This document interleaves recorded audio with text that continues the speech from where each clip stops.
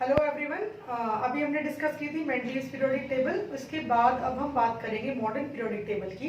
लेकिन पहले हम ये डिस्कस कर लेते हैं कि मेंडलीव की पीरियोडिक टेबल की जो एनोमलीज थी, जो उसमें डीमेरिट्स थे, वो किस तरीके से आजकल की जो मॉडर्न पीरियोडिक टेबल है उसने एक्सप्लेन किए।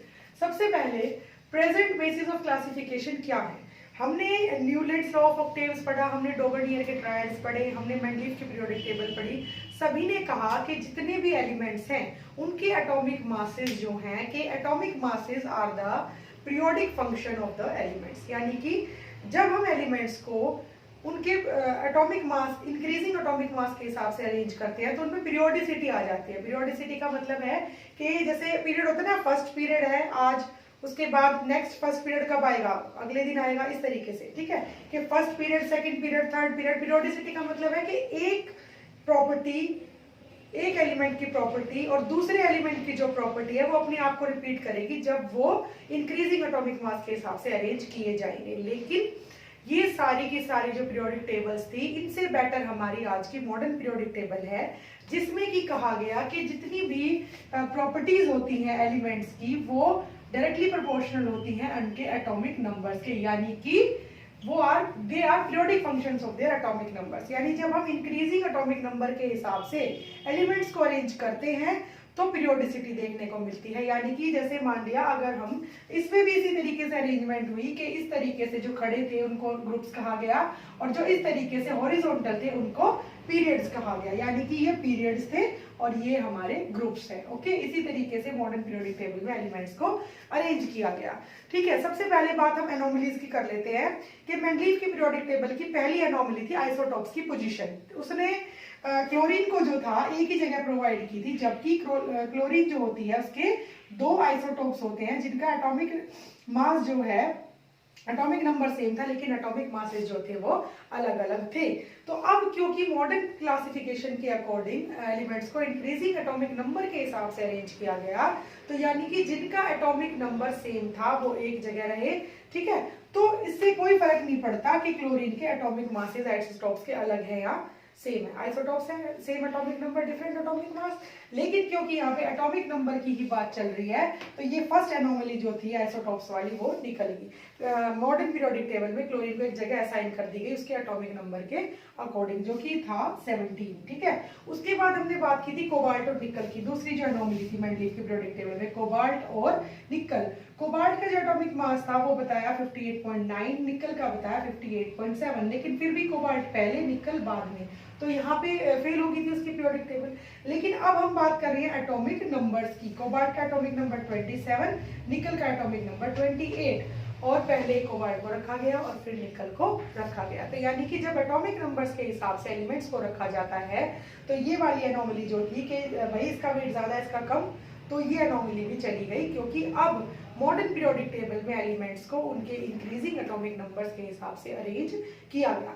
तीसरी चीज ये कि जो एटॉमिक नंबर्स होते हैं वो क्या होते हैं। Atomic number is equal to number of protons या number of electrons present in an element. कितने उस एलिमेंट के अंदर प्रोटॉन्स है, एटम के अंदर प्रोटॉन्स है या कितने इलेक्ट्रॉन्स है, वो होता है एटॉमिक नंबर। तो यानी जो पीरियोडिक टेबल आज की है, मॉडर्न पीरियोडिक टेबल है, एटॉमिक नंबर के हिसाब से एलिमेंट्स को अरेंज करने के कारण अब इलेक्ट्रॉनिक कन्फिग्रेशन के ऊपर प्रॉपर्टीज जो थी वो आ गई थी।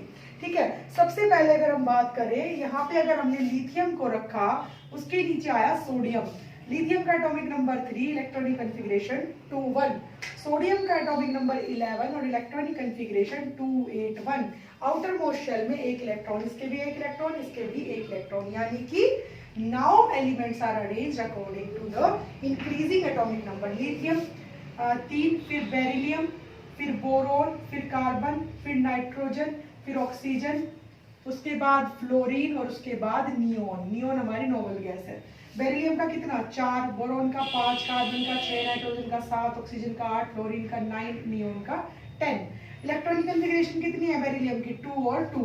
ठीक है, फ्लोरीन, नियोन, सोडियम, उसके बाद क्या आएगा, magnesium 11, magnesium, sodium, magnesium, aluminium, silicon, phosphorus, sulphur. इस तरीके से अरेंजमेंट जो थी वो एलिमेंट्स की हो गई। ठीक है, सल्फर, उसके बाद क्लोरीन, और यहाँ पे आ जाएगा आपका आर्गन, इसका एटॉमिक नंबर 18, ठीक है। तो अब अगर इसकी इलेक्ट्रॉनिक कॉन्फ़िगरेशन 2-2 है, मैग्नीशियम की इलेक्ट्रॉनिक कॉन्फ़िगरेशन भी 2-8-2, यानी आउटर मोस्ट शेल में 2 इलेक्ट्रॉन, यहाँ पे भी 2 इलेक्ट्रॉन, यानी कि मॉडर्न पीरियोडिक टेबल में एलिमेंट्स को उनके इंक्रीजिंग एटॉमिक नंबर्स, पीरियोडिसिटी है ना, पीरियोडिसिटी का मतलब क्या है, पीरियोडिसिटी का मतलब है सेम केमिकल प्रॉपर्टीज शो करना।